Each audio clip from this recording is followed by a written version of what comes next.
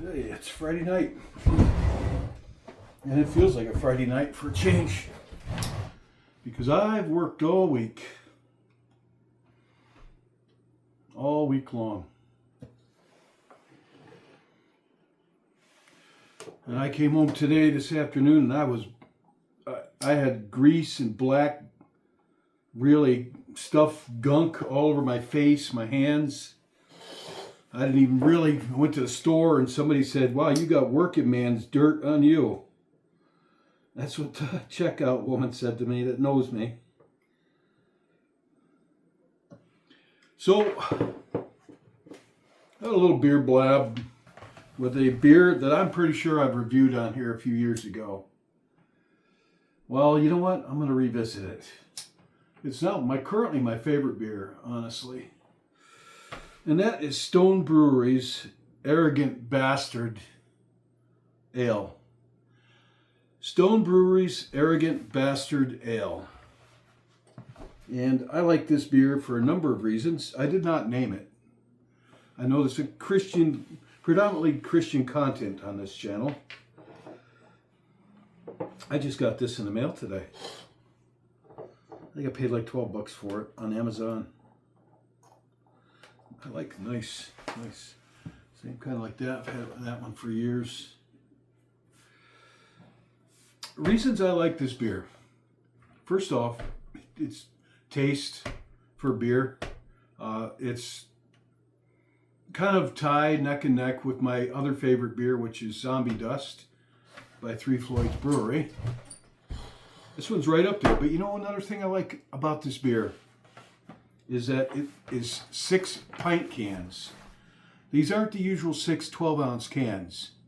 These are 6 pint cans. This is really like an 8-pack of beer. It is an 8-pack of 12-ounce cans. And the price, it's under $14, I believe. What did I pay for this?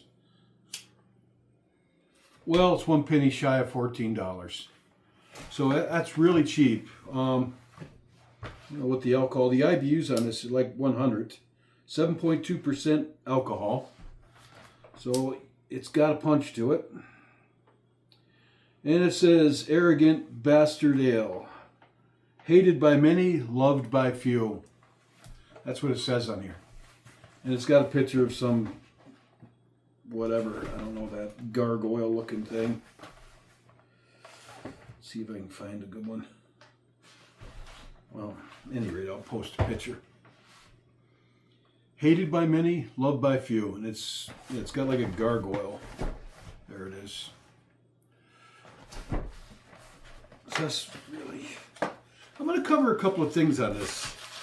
Not really Christian content. That I wouldn't be having a beer, but really Jesus had drank, you know, and he had wine at the Last Supper. I mean, one thing to having a drink, getting intoxicated, two different things. But just Beerblab, and this great beer, very well priced, excellent, top shelf American ale. It's made by Stone Brewery, which in 2015, I did a little research. They were acquired by the Japanese Brewing Consortium. I'm not sure which word it is, but the brewing giant in Asia, Sapporo, based out of Tokyo. They bought Stone Brewery out, but it's still the same people, the same beers, but they're not the CEO of it. But so it's the same beer, just somebody else owns it. They sold out in 2015, which doesn't bother me much, really, honestly. It's the same beer. If anything, it's cheap too. Very, very, very competitively priced for this kind of beer. And this is their flagship beer anymore.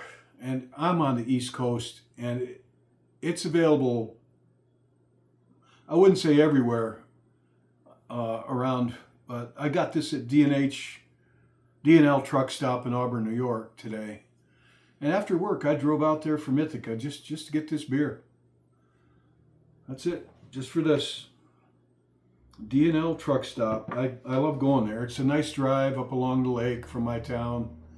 And the guy goes out of his way to get every type of beer he can cram into this little gas station size convenience store with gas pumps and stuff. And he knows me. And the guy's always, he asked me what type, he probably got this thinking of me, honestly. I'm not exaggerating. And the same with the, he's the one that recommended the zombie dust to me. So, like, he takes pride in squaring away his beer lovers, you know, that come by as regulars.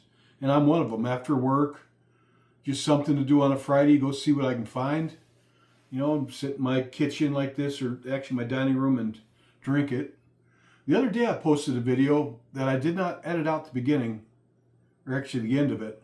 You actually saw what was behind me, which is kind of embarrassing. I have the upstairs in this house closed off for winterizing reasons. And in the summer, because I keep the downstairs cold, I don't need the whole house. So I just have my kitchen over here with a bathroom. Then this is my dining room. And behind me is my bed, which is usually unmade. And you got to look at that the other day briefly. Some of you did. I took it down and clipped that out of it. That's kind of embarrassing. There's some clutter in there, boxes and stuff and books and old bottles. But I have been working a new job. And I really like the job, but God bless it, I've been sick, ill, chronically ill, frustratingly ill, that doesn't seem to want to shake. Old man problems. I'll tell you what it is. I got a blown prostate, or prostate infection, which I'm no stranger to these since my 20s. And they can cause, you know, it's like everybody, you know, it's just part of life. Look at that. Isn't that a beaut? Look at that.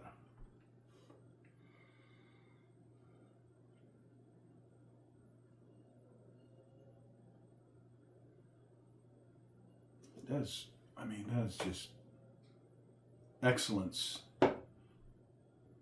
Old bastard, or arrogant bastard. Old bastard. It's been a very long week. Arrogant bastard ale. Hated by many, loved by few. Well, I love this beer, so it is excellent. After I'm done gawking at it,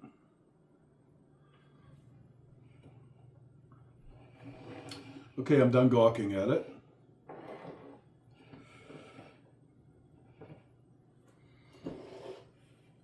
I had an interesting morning driving to work this morning. Dark out, snowy, very cold and snowy winter we've had. It's supposed to get down below zero with wind chill. They're saying 25 below zero this morning, coming up tomorrow. The reason I'm going to work is to put money together so I don't have to be here next winter alone. Well, I already know I love this beer, so I'm not going to fake it and act surprised. But you know what? I haven't had a drink beer yet. And it's Friday, and I earned it. I really earned it today. Should take it. If I'd have taken a picture of my clothes, my hands, and my face, it tells the whole story. I look like a coal miner.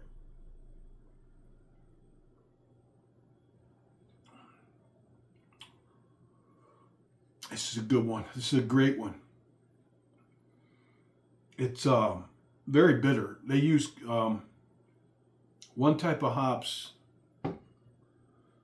Centennial, but a very strong hops. This is very bitter, very powerful, but it won't knock you over bitter. Like, they're pushing the threshold of when the bitterness becomes a negative thing about the beer, unless you're a really diehard hops freak. It's very sweet up front.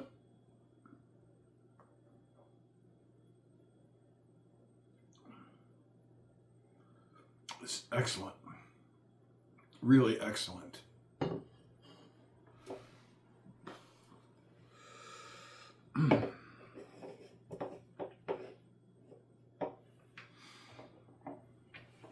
Very sweet up front.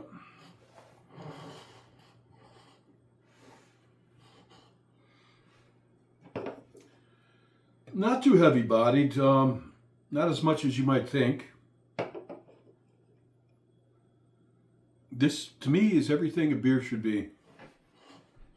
And I say its cousin, made in Indiana, actually, Zombie Dust, with some teenage, kind of spaced out name, but is a seriously great beer.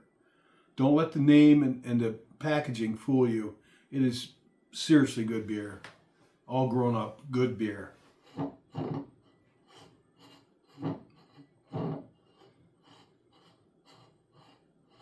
Well, I was driving to work this morning, like I started saying, and I'm taking a back road shortcut. It's a little snowy out, cold, probably 10 degrees. It's supposed to get a lot colder this weekend, a lot colder. 10 degrees Fahrenheit. And that's almost like a heat wave lately, and I'm not exaggerating. And this old dog is in the middle of the road, and there's nothing but fields and trees around. No house is nowhere nearby. And I stopped the car because he wasn't getting out of the middle of the road. And there was no traffic. It was just me and a dog, because it's a back road at a little after 5 in the morning. More like about 5:20. I would have been there about about 5:20 a.m. Same thing. And the dog didn't get out of the road, and I'm looking at him. He's in my headlights. The car stopped, and I'm like, oh boy. And he had a collar on, with tags and everything. He looked like a golden retriever, but a really, really old one. He looked skinny, and he looked elderly. And just standing there in the middle of the road, and I'm thinking, he's lost. So I rolled my window down, and I said, come here, boy. And he came right up to me, and I had to be to work. And this job is a union job, and I'm on 90 days probation.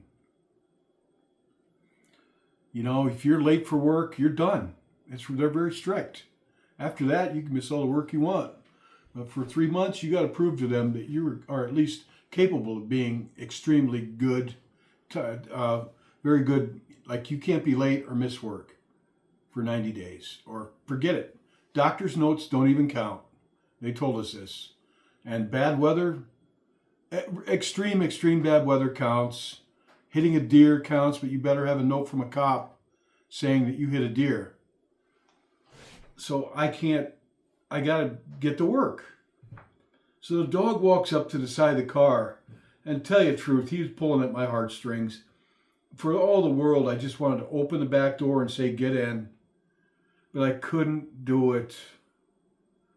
But I did have a mug of hot food, my idea of breakfast. It was ham and cheese, noodles, butter, heavy cream, garlic powder, onion powder, black pepper, red pepper, turmeric, peas, corn, peppers, and onions. But mostly noodles and cheese and heavy cream, and peas and corn. Which couldn't be, but you know what? I said, and it was warm too. And I said, here you go, boy. And I just emptied what I had left onto the road, and looked like he went to eat it, and I had to take off. And I actually said some prayers for that dog. And I said, Lord, help that dog find his way home. Take care of him.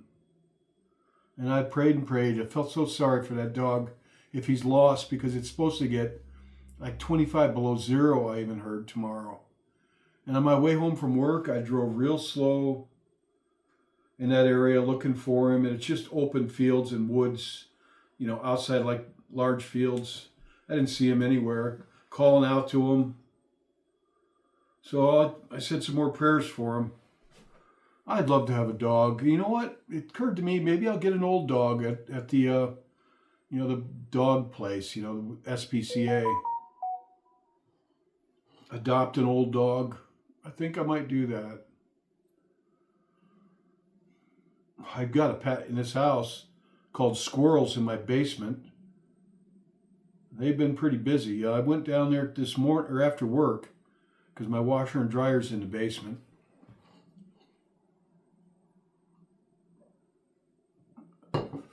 And I saw some of the stuff was tipped over, some of the boxes, and there was some other stuff that was out of place.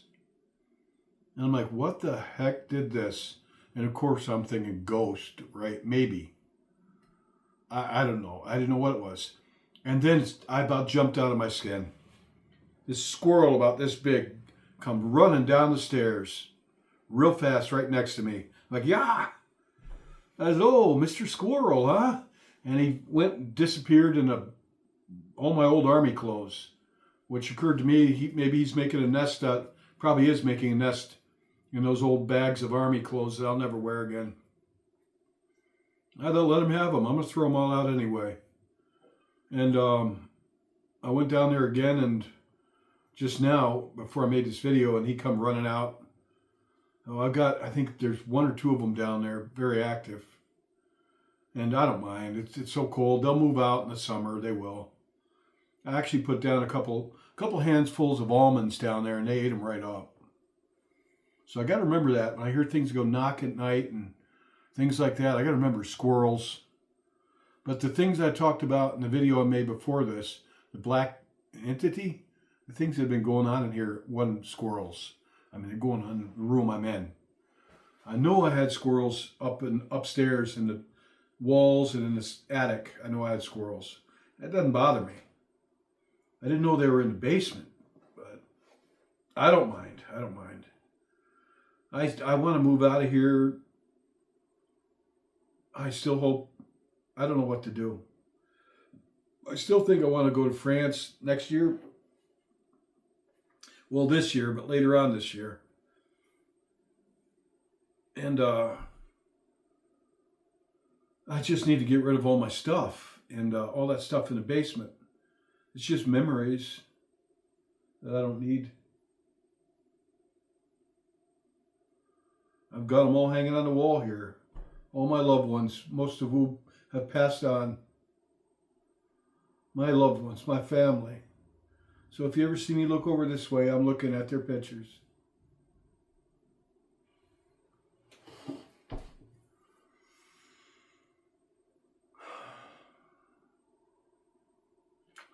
So I pray the Lord to take care of that old dog today, that he may find his way home or somebody will help him. I wish I could have just put him in my car and brought him home and taken some pictures, and put an ad out, around we've got sites like on Facebook, like the town. And if you lose a dog, that's where you go to look to see if someone found your dog or cat. So he looked like an old dog too. He looked like a good dog. I hope he enjoyed that little bit of food. I'm sure he did. I know what dogs like. Dogs love my cooking. It's just what they like. May not be good for them, but they love my cooking. The way to a dog's heart is through his heart, or is through his stomach. They love you anyway. They'll love you even more if you cook for them. Talk to your vet first. No vets never agree on what a good diet. We had a veterinarian, Doc Mackey. His last name was Mackey. And he was much known and loved. And he was still practicing veterinarian. He was like 95 years old. And he was still a practicing vet here in like the town next to here, Locke, like 3 miles up the road. Smaller than the town I live in. More like a hamlet. And he told my mom once, years ago, the best thing you could give your dog, because my mom's dog had suffered food poisoning from Chinese-made dog food. And he said, don't buy him that stuff. You never know what they really put in those bags of food. And he said, the best thing you could give your pet, your dog, is the leftovers. Feed them what you eat. The leftovers off your table, minus, no garlic or onions. Granted, there was a little garlic powder, not much. I don't think I hurt that dog with it. But there are some things like garlic and onions and chocolate. Don't give your dog. And it's like they tell humans, don't give humans beer or coffee, and pretty much everything's bad for us. But he said, give them what you eat. And my mother said, you're absolutely right. She said, we had dogs growing up. She was in West Virginia when she grew up in the hills. And she said, we didn't buy dog food. Our dogs ate leftovers, and they lived full lives, you know. That's what she said, and he was saying exactly. So I fed an old dog that was homeless today, or lost. Said some prayers for him. And I fed those squirrels downstairs, and I put a handful of almonds out, and they ate them right up, so I put another handful down. I'm sure they're gone too by now. There'll be some fat squirrels come springtime, unless they mess up somehow. I told them, here's some nuts for you. Don't get too comfortable. You're leaving as soon as it gets warm. And by warm, I mean March or April. Around the corner.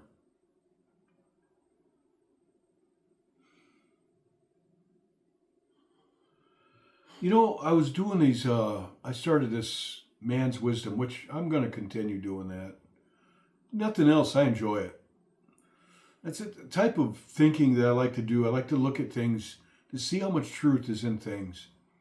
And I was going to take a shot at John Keats's Ode on a Grecian Urn.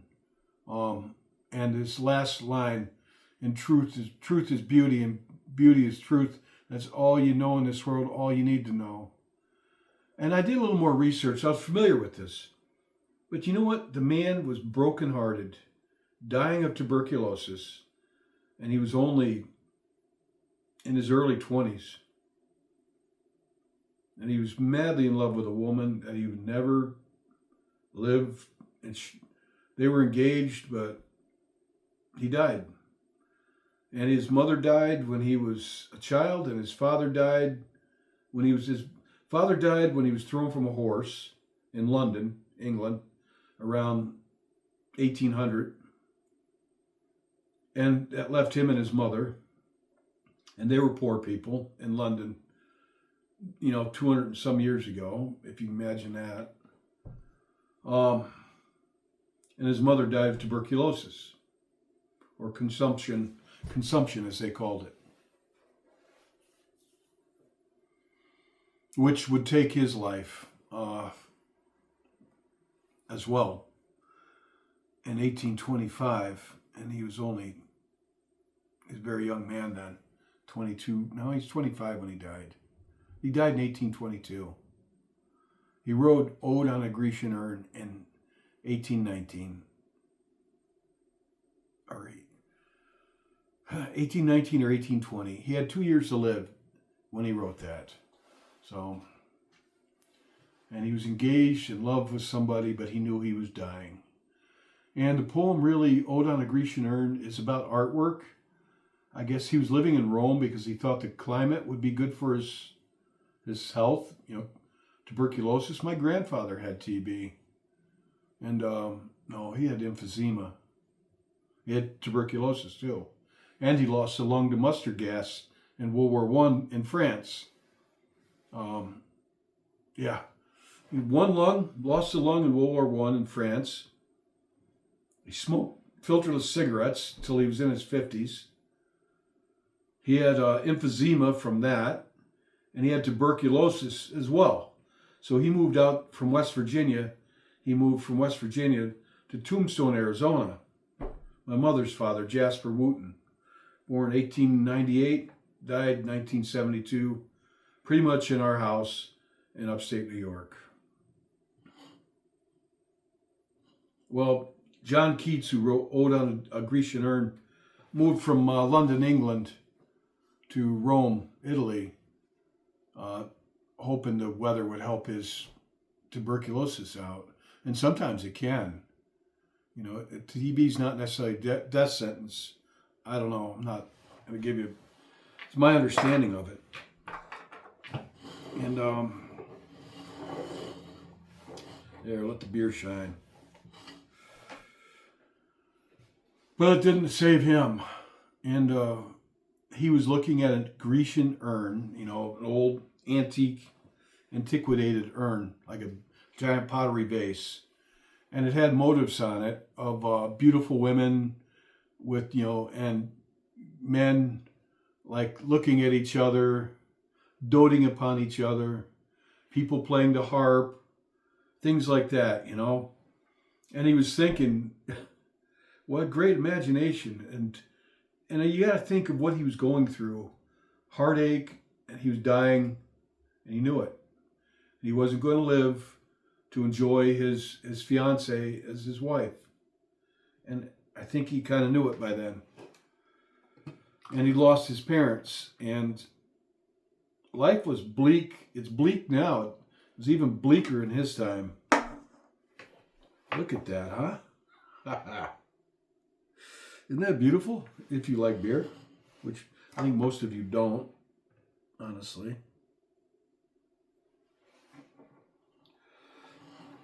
And he was thinking how lucky they are on this vase. Thinking like they're real people and real musicians.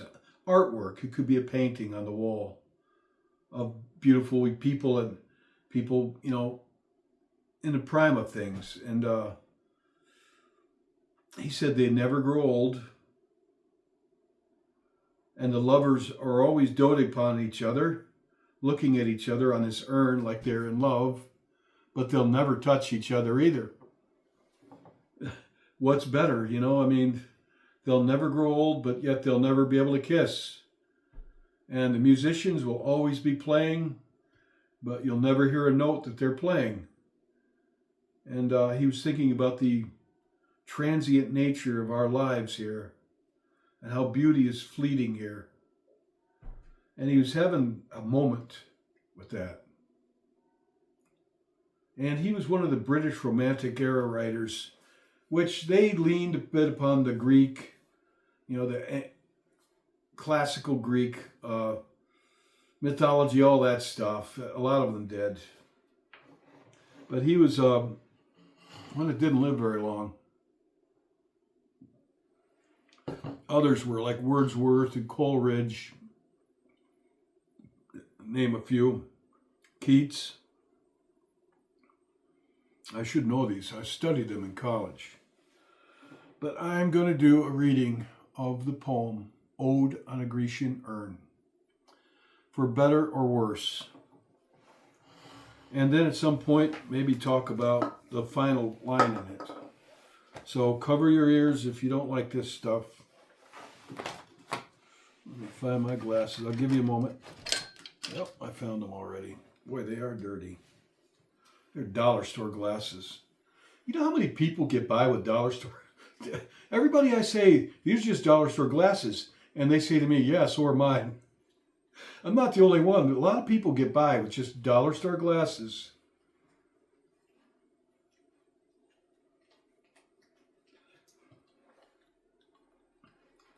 And I'm one of them. I was actually told I have very good vision for my age.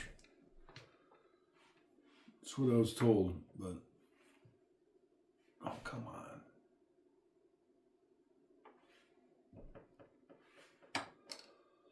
Okay, here it is. Ode on a Grecian Urn by John Keats. It's in kind of Old English, so bear with me. These glasses aren't going to do. Sorry. I would pick those up. My place is cluttered. Not dirty, cluttered. Shaken, not stirred. All right, where was I? All right, that's better. Ode on a Grecian Urn by John Keats. Thou still unravished. Sorry, let me slow down. Thou still unravished, bride of quietness. Thou foster child of silence and slow time. And again, he's looking at this artwork of lovers and people painted on a Grecian urn, really old, and people playing instruments on it. You know, the artwork. Thou still unravished, bride of quietness, thou foster child of silence and slow time, sylvan historian, who canst thou thus express a flowery tale more sweetly than our rhyme? What leaf-fringed legend haunts about thy shape, of deities or mortals, or of both, in Tempe or the dales of Arcady? What men or gods are these? What maidens loth? What mad pursuit? What struggle to escape? What pipes and timbrels? What wild ecstasy? Heard melodies are sweet, but those unheard are sweeter. Therefore, ye soft pipes, play on, not to the sensual ear, but, more endeared, pipe to the spirit ditties of no tone. Fair youth, beneath the trees, thou canst not leave thy song, nor ever can those trees be bare. Bold lover, never, never canst thou kiss, though winning near the goal yet, do not grieve, she cannot fade. Though thou hast not thy bliss, for ever wilt thou love, and she be fair. Ah, happy, happy boughs that cannot shed your leaves, nor ever bid the spring adieu, and happy melodist, unwearied, forever piping songs forever new. More happy love, more happy, happy love, forever warm and still to be enjoyed, forever panting and forever young, all breathing human passion far above, that leaves a heart high sorrowful and cloyed, a burning forehead and a parching tongue. Who are these coming to the sacrifice? To what green altar, O mysterious priest? Leadst thou that heifer lowing at the skies, and all her silken flanks with garlands dressed? What little town by the river or seashore, or mountain built with peaceful citadel, is emptied of this folk, this pious morn? And, little town, thy streets forevermore will silent be, and not a soul to tell why thou art desolate can e'er return. O Attic shape, fair attitude, with breeding of marble men and maidens overwrought, with forest branches and a trodden weed, thou silent form dost tease us out of thought, as does eternity, cold pastoral. When old age shall this generation waste, thou shalt remain in midst of other woe than ours, a friend to man. Let me read that again. This is the last part of it. Let me read that last stanza again. When old age shall this generation waste, thou shalt remain in midst of other woe than ours, a friend to man, to whom thou sayest, beauty is truth, truth beauty. That is all ye know on earth, and all you need to know. And that was by John Keats. And I was going to take apart his saying at the end, beauty is truth, truth beauty. That is all you know on earth, and all you need to know. You know what? And I was going to use that in my man's wisdom and take it apart and attack it. See how many holes I could shoot in it. But considering that this guy was dying and he was madly in love with this woman and he knew that he would never have her for his wife, and he didn't. She kind of faded out. You know, when he was dying, she probably couldn't handle to see it. So he was alone, a young man too. So given the circumstance that he would probably having a drink himself, looking at this Grecian urn with all these men and women on it, you know, painted at probably 2,000 years ago at his time. Who knows? It was an antique Grecian urn. And here they are, 1,000, 2,000 years later, still doting upon each other in the paint on the urn, still playing music. Trees still have leaves on them.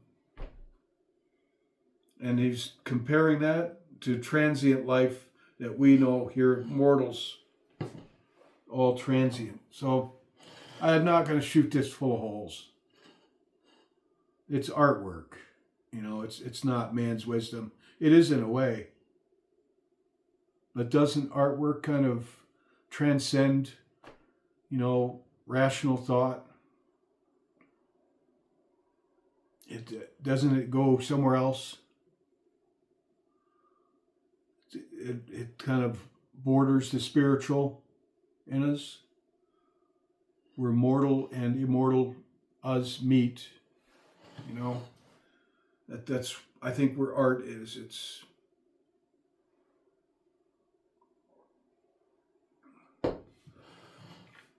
so that was kind of hard for me to read that because it's really old English, and it was old English at his time, the these and thous, but that's how they wrote back then. So.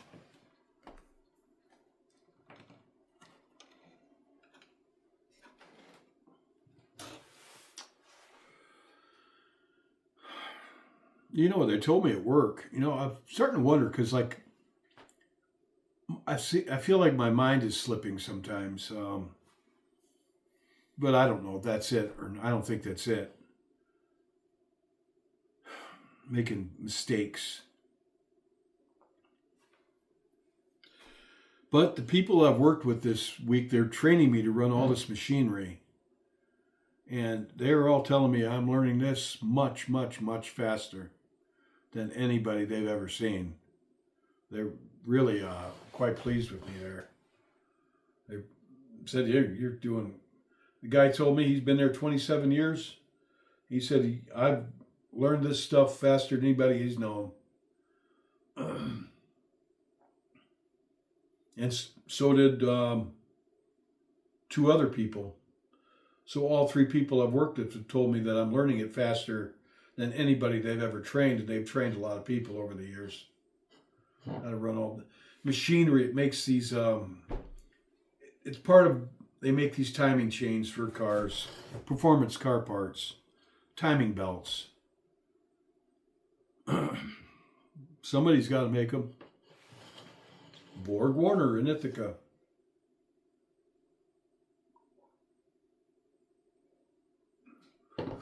They pay well too, and it's a good place to work. So I'm really happy to be there.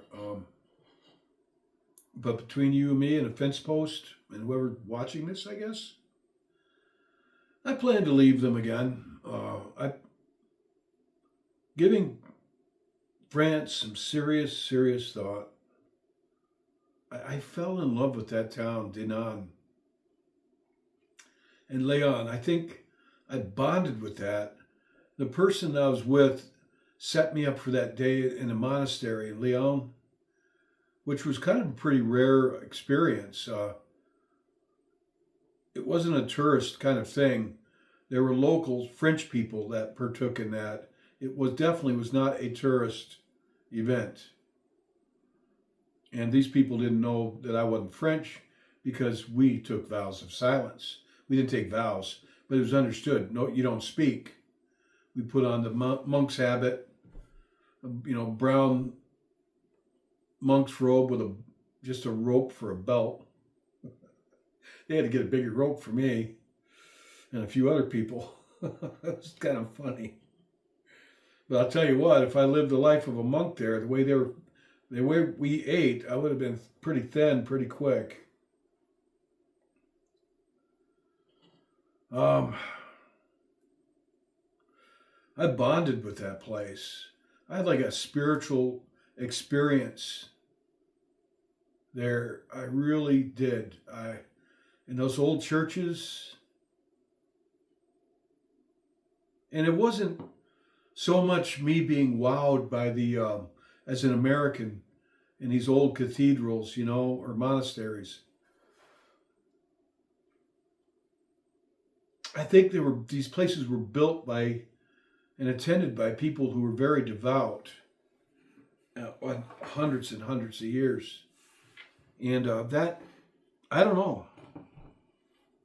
I think in the severity of the quietness when you go into those old places, and you could go in there 7 days a week, and usually you might be the only person in the place. There'll be some candles lit.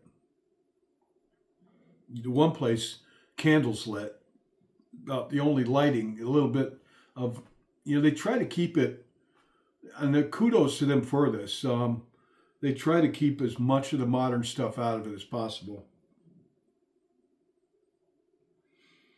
But then they marched us upstairs when we did the monks thing, and we all held onto this rope, and one of the church leaders took us upstairs to this area that was kind of off limits to other people other than the church, in the attic of this like 8th century place, in the dark, and there were owls. You could hear hooting somewhere. You could hear a couple of birds. I don't know if they were owls. Might have been pigeons. I don't know. But you lay in there in the dark on the floor on these thin mattresses about that thick, and nobody's saying a word, not a word. And they let us just lay there in the dark on these mattresses, side by side, up in this place. And it was pretty cool. I really, I'm like, wow, I really kind of bonded with me. And to get there, you had to walk along the river. There's just a footpath. Well, that's one way. You could drive there, but it's through windy streets, old town French streets. But for me, from Dinan, I walked along the Rance River. There's just some footpaths, and take you about 30 minutes walk along the riverside, along a footpath, and you come to this old place. I bonded with that. I love the fact that I didn't need a car there, practical reasons, that they had taxis. It was a small city. I mean, I think population 10,000. So, and surrounded by rural, farms and stuff, woods, but it's Brittany, France. But practical reasons, I didn't need a car. And I love to drive, but I know that my time's coming where I won't be able to drive. And there's nobody to help me out here. So I need to be able to. I liked it there. And there were stores, dentist's office, all that, everything there. Cafes, bakeries, boulangerie, bakeries, churches, old ones. Mind you, they're all Catholic. Nobody's asking you your denomination. And it's kind of one thing about the one like St. Malo Iglesia. There was always these group of men and a few women sitting out in front of it drinking beer in the lawn or on the steps of this old place. But they weren't bums. They got there, and it seems like everybody, all the locals seemed to know them. And it just was something they did. It's where they hung out. And they would drink beer, and they didn't look like drug addicts or anything. And sometimes they weren't bumming money. I gave some of them some money once, but I don't think they were looking for money. Just a different pace, a different lifestyle. I like this couple of stores that I used to walk to, and the bakery and the cafes. And they don't get buried in snow or hit with minus 25 degrees Fahrenheit days and nights like I do here, or New York State taxes. Now, I love America, so I wouldn't be going to France like all these actors and actresses, these big shots they don't like Trump. That's not the reason I would be going there. No. So that's why I'm working my butt off. Well, I wouldn't say I'm working my butt off. It feels like it. But I like the job so far. And they seem to like me. Hopefully it stays that way. But that's the plan, to put together a pile of money. I want to go there with about 20 or 30,000. Just spending money. If I decide I'm going to get a long stay visa and maybe buy some furniture, and I don't buy a lot of furniture. And the cost of living there is actually cheaper in that town than it is here. It's about 1/3 cheaper, the cost of living. 25 to 30% cheaper, even with the exchange rate. New York State. New York State is a ridiculously expensive state to live in. But I say again, as I've said in a lot of time in my videos, and also the people that I love the land here, I love the nature here. I feel a spiritual bond in ways to the nature here, right where I'm at. I like it here. And the people the people there in Dinan, about the same as people here. They weren't rude or arrogant. They're not extremely, they're about like people here in my town. They'll talk to you, they'll laugh with you. Now and then you meet a butthead, or some sourpuss, or it's about the same as here. And Brittany has the least amount of mosque and Muslims. It still is largely French, unlike the rural areas in France like Paris and Marseille, which are overrun with Muslims and people from Africa and the Middle East, refugees, Islamic. No, you don't see that there. I didn't see it. Oh, I'm sorry, that matters to me. I'm not a fan of Islam. And I'm not ashamed to say that either. It's not the people I dislike, it's Islam I dislike. And I'm reading that there's a great Christian, that millions of people in the Middle East are becoming Christian. And Christ is working in the Middle East and Africa. It's not the people, it's Islam, Muhammad, and all that. And I think I have very good reasons to dislike Islam. First and foremost, my experiences at 9/11 at the World Trade Center. But reading about the genocide against Christians in Nigeria and other places. And then Islam is a religion of peace. Get out of here. I'm not going to go on. I don't like to get political on this. I just read a beautiful poem of a man who was suffering emotionally and physically, and wrote that not long before he died. So I don't want to go down a bad road, start getting on about Islam. Islam.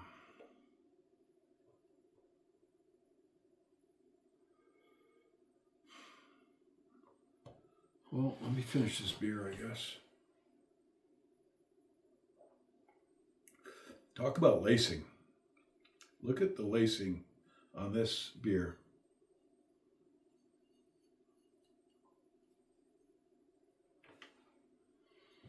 This, I gotta say, this definitely my new favorite beer. I'm gonna top this off. It's sad. It's half full. It looks kind of sad.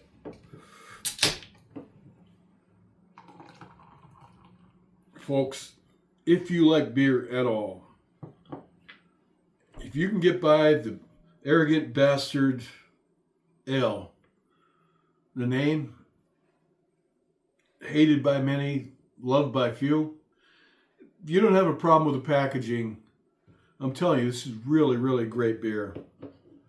Get it nice and cold and get yourself a clear glass to behold it in. To hold and behold.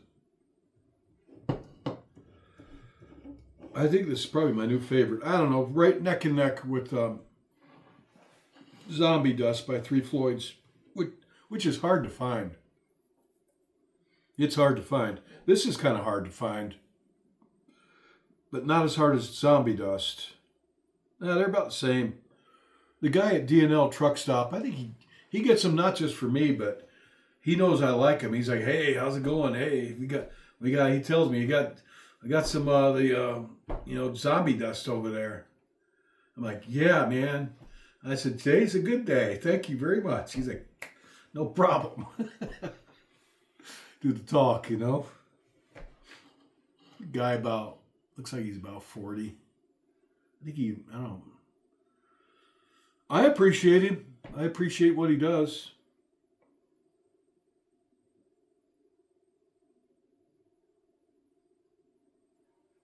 Oh my God. I appreciate what they do at Stone Brewery. They have two breweries. Originally they were out of somewhere in California. I can't remember the name. Originally they were out of California, but they also have a brewery in Richmond, Virginia. Now, so they've got a brewery on the East Coast. So earlier when I said, hey, I'm on the East Coast and it's brewed in the West Coast, I forgot. They now have a brewery on the East Coast as well. In my home state of Virginia, the Dominion state.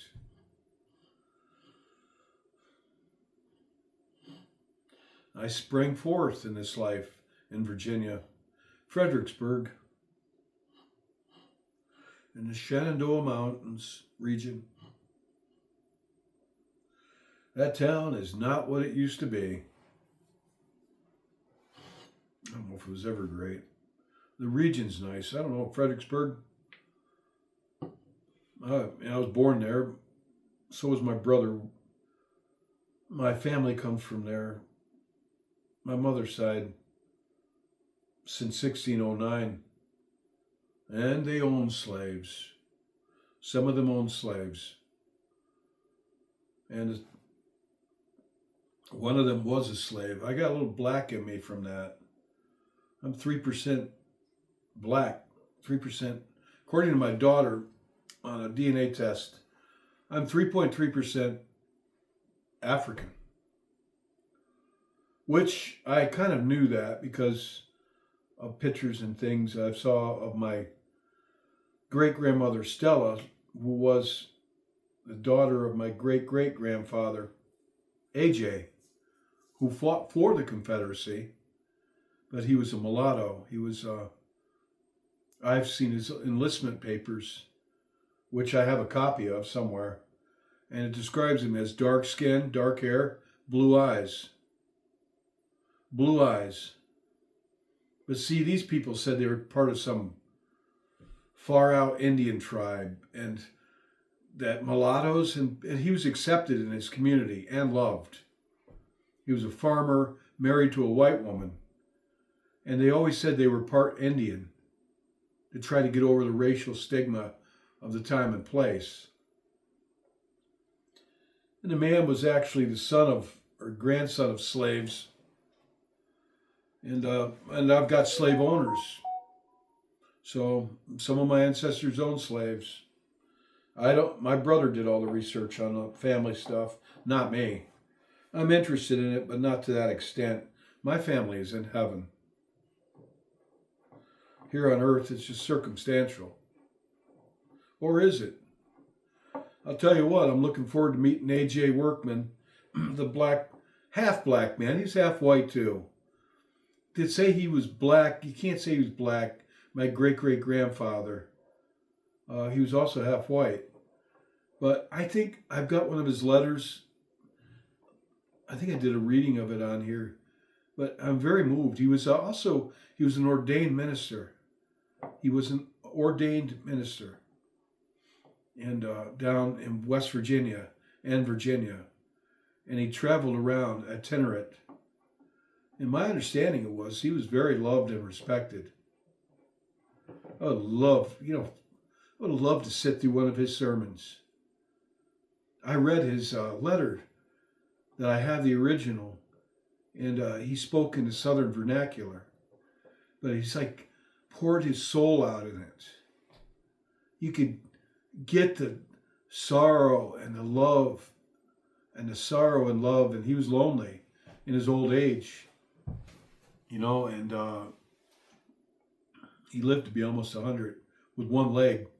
The other, he had a leg shot off in the Civil War, but he survived it, obviously. And he went on, and but to acknowledge him is not. I don't know much about the other ancestors that I had from that era, but I know I also had on my father's side, my great grandfather fought for the Union, and he fought in Gettysburg, and actually fought with distinction in Gettysburg, and was taken prisoner. When his unit ran out of ammunition, they couldn't do any more. They surrendered, and the Confederates took them prisoner. And he survived the war, and he was a family man from Pennsylvania, had a farm. All I know, was taken prisoner at Gettysburg, and all we know after that was he shows up on a death records out in the Midwest, somewhere out, I forgot where it was like Indian territory. Where was it? I don't know, somewhere like Idaho or Dakota or something. But he didn't go back to Pennsylvania. And he went out west and married and died in the 1870s, not long, about 10 years after the Civil War. And I read that there was a stigma, especially for the Union. If you were taken prisoner in the Civil War, it was almost like a thing of shame that you didn't go back to your hometown. Wonder if that was it. Or maybe his wife didn't know that he was alive when he was in a prisoner of war camp in the South. Maybe she moved on. Who knows? But I know a lot about A.J. Workman, the Confederate soldier, because the family cherished him and loved him, and they kept all his stuff. And things worked out for him kind of well, though. In this letter that I have, he's an elderly man living alone in the hills, and it's a hard life with one leg, alone.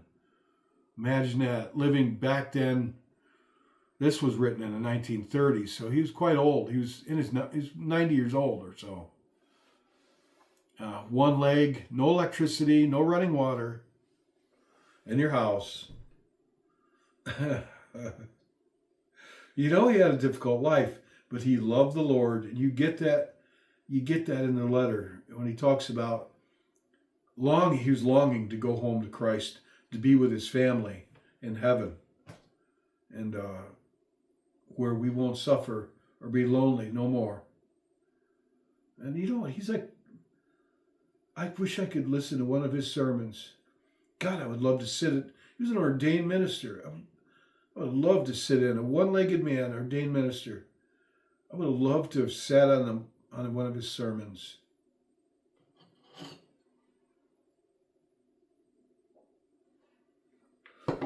We'll meet. We shall meet. Like he said in that letter about where our family is, where we won't be separated. There's no more suffering or pain. He was writing this to his daughter, the letter, who was in Richmond, Virginia, which was far away from him. He was begging her to come visit him, saying he was lonely, very lonely, and had a hard life there, begging her to come see him. Said he would send her the money for the train ride, but he got ripped off. Some people broke into his house and stole his money. And he said, I couldn't do a thing about it with my one good leg. A one-legged 90-year-old man He said I couldn't do a thing to stop him. And they took all his money, which was, I think, like $80. And the sheriff wouldn't do a thing about it. He said it was the Pruitt brothers. He said who they were. And he said the sheriff wouldn't do a thing about it. Wonder why. Wonder if because he was black, half black.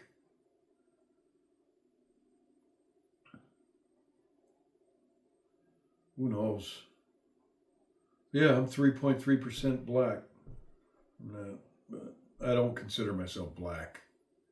I'm actually more white than I thought I was, because my mom always told me I was like everybody. She said I was like 15% American Indian.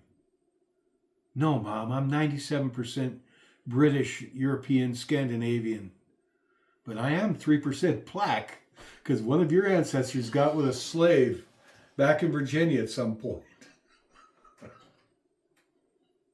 think I know who it was, too. My brother think he tracked down a guy. One of our ancestors was actually killed in the War of 1812 in Virginia, and his son inherited a slave, and the slave woman and him moved out to the country.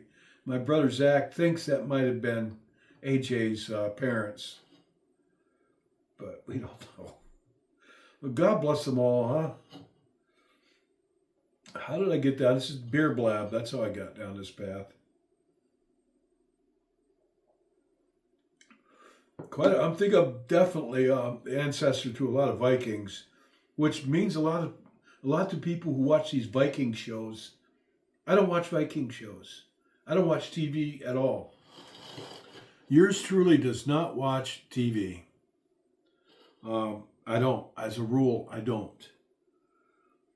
But my daughter thought it was cool because I already knew this, but I told her, I said, my grandmother was from the Randolph clan. My grandmother was from Scotland, and she was a Randolph. A Randolph clan is a direct blood link to Robert the Bruce, the first Bruce of Scotland, and who was a Viking, Elgud the Elder. Yeah, sorry. I said they were Vikings. I'm 25% Scottish through her alone. And I'm not saying it makes me, that and a dime will get me an order of fries there, maybe. But, she did the DNA test. She said, wow, a lot of her ancestors in Scotland and from the Orkney Islands and such. And I'm like, yeah, they were Vikings. And I told you this. I already knew this. There really weren't any surprises other than, well, I knew that my great grandmother was part black, that she was 25% black, and it shows a little bit. My mom's blonde haired and blue eyed. And I told my mom, I said, Mom, you're like 7% black. And she goes, I am not. I said, yes, Mom, the DNA doesn't lie. I said, AJ was half black, the Civil War veteran. And your grandmother, Stella Workman, was half black. No, 25% black. Whatever. I'm not getting racial. I'm talking about my ancestors. And she says, well, we're all the same to God. My mother was a wonderful person. And she had black friends too, but my mom didn't look black any more than I looked black. My mom looked whiter than me, in fact. She had a pointy nose and blue eyes and blonde hair. But she was like 6%, 7% black. I told her, it's like, if this is all your ancestors, like, one of them was black. 7%. That one. She goes, I am not. I started laughing so hard. I miss my mom. I really do. Oh my God, I miss her terribly. I thank God. I had a tearful moment today. Coming back from Auburn, I picked this up. driving by Jen's. I so thank God for, I sincerely believe God allowed them to visit me. You know, in the stories I've told you after they died, to let me know they still love me. God, it was worth more than, you could put all the money in the world in front of me and I would not trade those experiences. And I literally mean that. Priceless, there's no price tag you can put on that.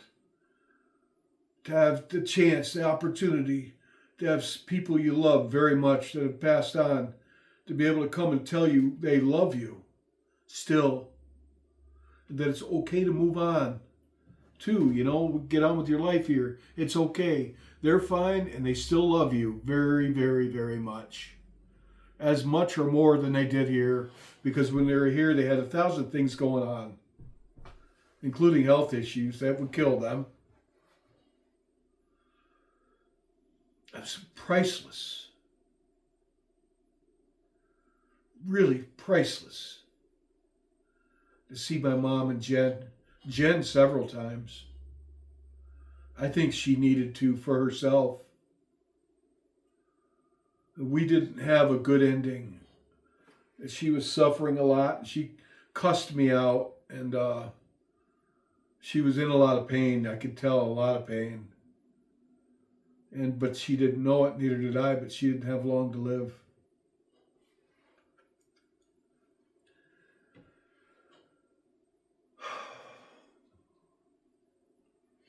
I know you could go on the internet and you could see a lot of more gripping experiences than what I'm telling you about. I see them, I read them. Some of them are pretty good. But I'm telling you, from me, man, it meant a lot to me. I have zero doubt in my mind that these were authentic. Zero. If you would have experienced it, you would know. But God loves us. God allowed this to happen. Our Lord Jesus Christ facilitated it because he loves me and he loves them. And they love him and they love me. We're all part of the same family. And it meant a lot. He allowed them to bend the rules a little bit, maybe to come back and see me. And that's why I share it so much, because you're part of my family too, and I extended family, mind you. And granted. But I want you to know too that to have hope if you're missing people you love that are gone. So to have hope, take courage, don't be afraid. And another thing I wanted to bring, that brings up something, and that's it for this. I'm going to finish this when I turn the camera off. I decided I'm going to start studying St. Padre Pio, or St. Pio. And the reason is because a couple of you, Charles and somebody else, recommended him to me, because he had experiences like mine, though more profound than mine. I'm not trying to say I'm on equal standing that he was, but he'd seen a lot of ghosts, and I think demonic attacks, but a lot of ghosts visited him, and he dealt with them differently than I do, because they needed prayer, and they manifest around him because they needed prayer, and I think that's like my whole life. I've been wondering why all these hauntings. Why do they manifest around me?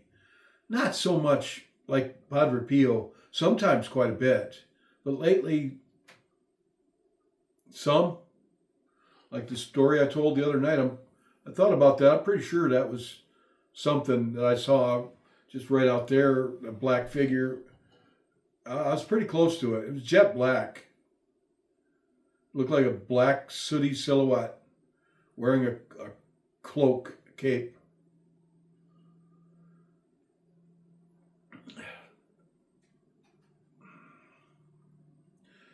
But I'm going to read up on Padre Pio and about how he would advise me to pray for the souls of the deceased.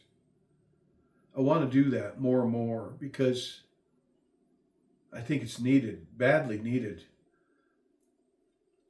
Badly, badly. And the value of praying for the forgotten.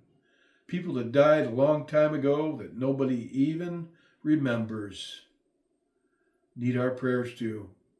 And sometimes we may be led to them, and we need to be open, receptive for that. And I think I'm going to start studying down those lines and see if maybe that's a path that God wants me to follow, even at the age I am now. You know, I think it might be, and I'm going to study up on it. I think Padre Pio, and there's a Polish woman, a saint, who also had these kinds of experiences. I don't remember her name offhand, but I can find out who it was. But she also had a lot to say about, you know, when you encounter spirits, how to pray for them, how to pray for the souls of the deceased, of our loved ones. They need us. They love us, and we can benefit a lot from it. There's a great, it's just a good thing all the way around to pray for the souls of the deceased, to include those who are forgotten, died so long ago, nobody remembers them. God knows who they are, and they may be in purgatory still. And my understandings with Padre Pio, if you pray for a soul of somebody who has gone on from purgatory and they're passed into heaven, like fully in, that those prayers are still useful. They have energy to them, and God could maybe redirect it to where they're needed. I want to learn more about it, and so I'm going to start taking a good look at Padre Pio and his life and his teachings.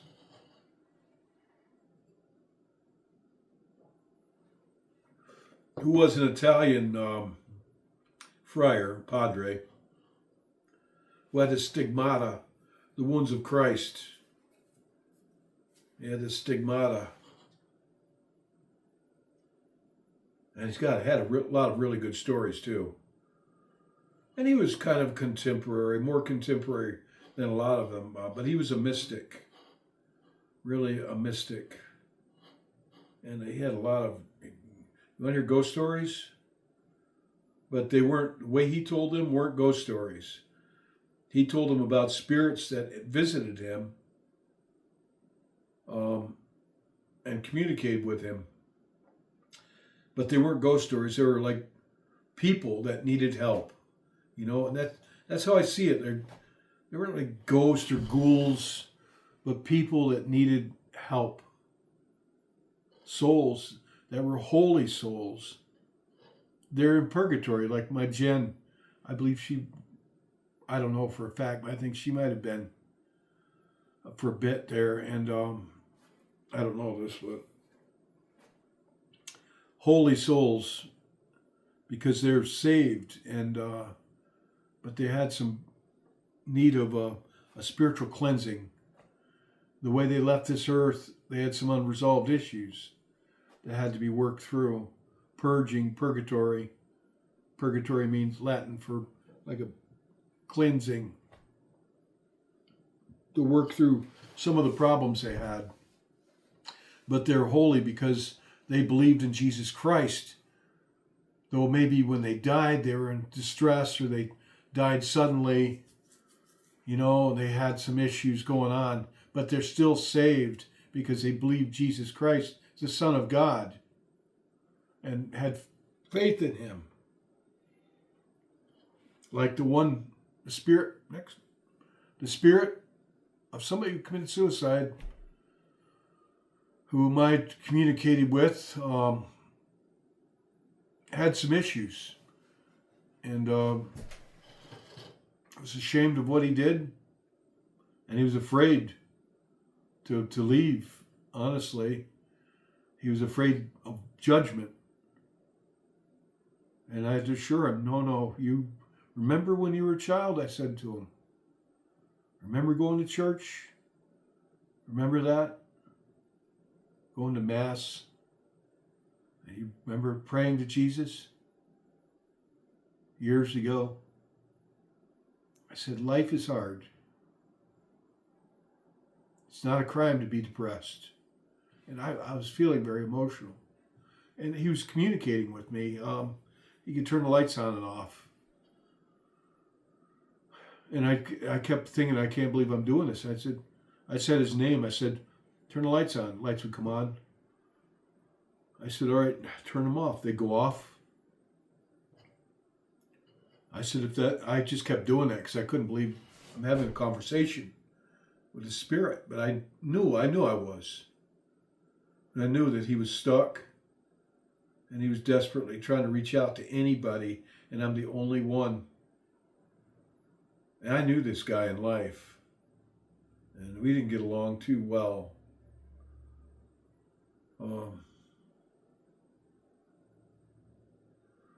But I was the only one he could contact. I think others might have, but there's a lot of people that aren't spiritual people. Not at all. And a spirit may be trying to reach out to them desperately. And they're not receptive to it. And even if they think, whoa, that's weird, like they think it's a haunting, they won't put it together that it's their loved one, And I knew it was him. I knew it was. And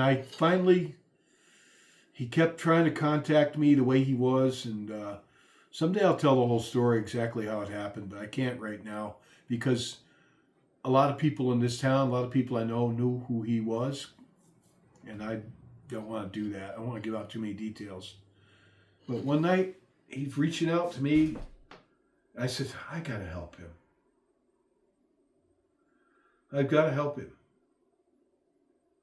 Poor guy. And I went out there to where the man committed suicide, where he was trapped at. And sat down in the dark, late at night, early in the morning, really, and started talking to him. And he was communicating with the lights.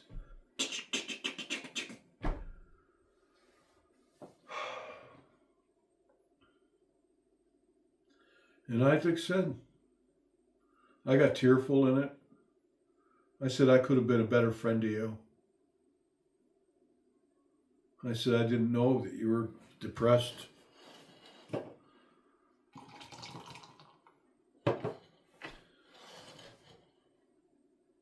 I said, you remember when you were a child and you went to church?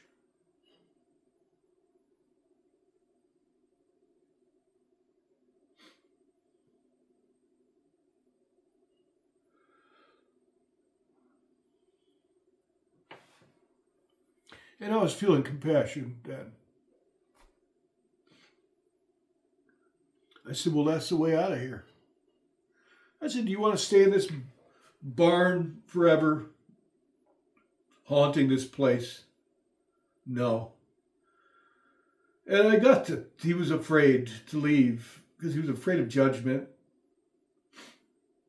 And I talked to him about Jesus. I said, it's not a crime to be depressed.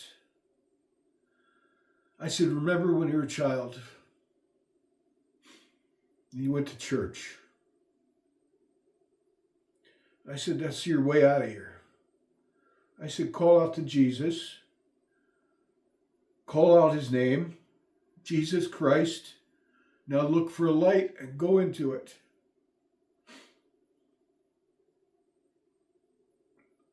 I said, go home to be with your family. They're waiting for you. Sorry.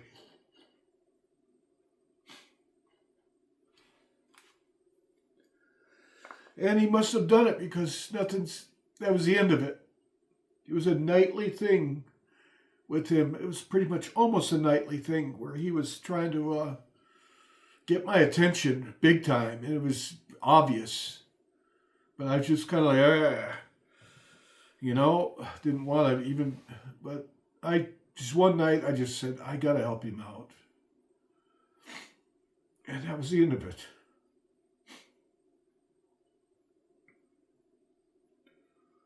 So I'm thinking of looking at Padre Pio. I'm sorry for getting choked up. I was pretty emotional when I did this. Like I said, I prayed out of compassion and love. And prayers that come from here are love, are powerful. And those that come from here, pray with this. So thinking about looking into that, and maybe that's why I've had these things. It took me long enough in my life to put this together. That's why these things happen to me, that some of these are needing help. But my mother always told me to ignore them. You know, that's the Protestant way. And my mother was more interested towards the end of her life in becoming Catholic. She was starting to think the Catholic Church was the truer church. You know, but... All right. So that's what's going on with me, mostly work. Tonight's Friday night, and it is what it is. God, I'm savoring. I'm going to have 2 days off. Tomorrow, housework, and work on my music. I haven't played any of my music.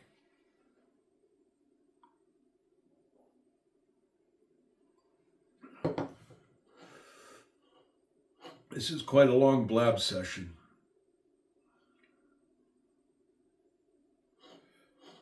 Someday, when I'm not living here in this town, I'll tell the whole story about what I just related to you about the man that I helped move on. And I've helped a few others move on too before him. And I just got to stop being a chicken about ghost hauntings. Scare me. Honestly, they unnerve me. But how else is the spirit going to get your attention? They can't always, they do things like hauntings. I don't know. I've had some evil things too, so you don't know what's what. You have to be very strong in the faith and a warrior to do these things. But I think you got to be a brave warrior. Like I've been listening to Motorhead, heavy metal music that I used to like when I was in my 20s. And somebody's singing to me. And I'm wondering why, because I haven't listened to these people in decades. This guy, this British rocker. And I thought, well, he died in 2015. Maybe he needs I got the feeling he needs my prayers. Who's praying for him? Nobody. Pretty sure of it, but I don't know.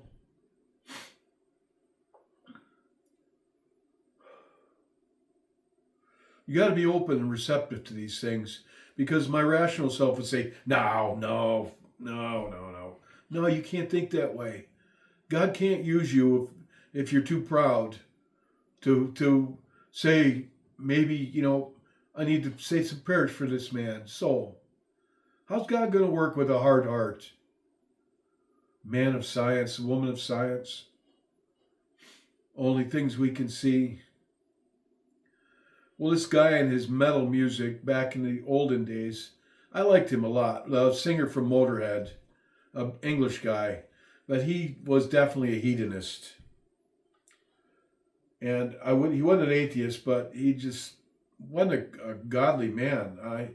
But there's something about him that I always thought was yearning for something higher. There was something redeemable in him. And I'm not going to constrain Christ and the grace of the Lord to my earthly prejudices. I can't do that.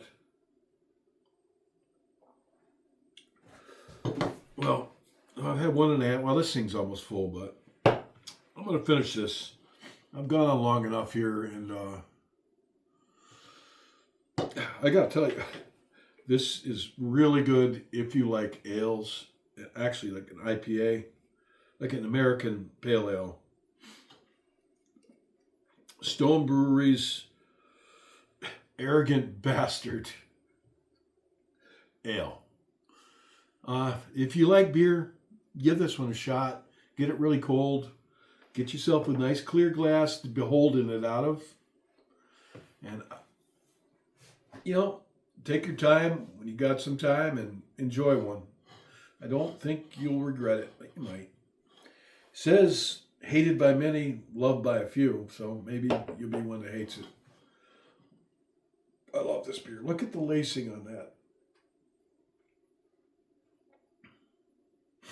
Oh, by the way, this glass was made in England at some monastery where they make glasses that have bubbles in them, like this one. You can't see it. A monastery in England makes this handmade.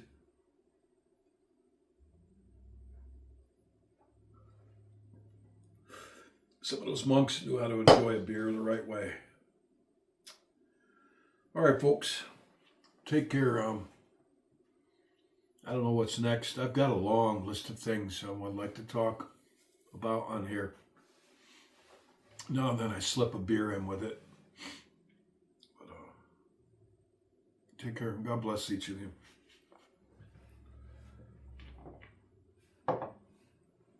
Psst. Psst. Ouch.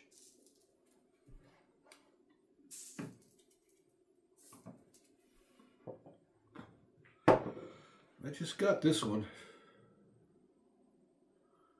I think it's pretty cool.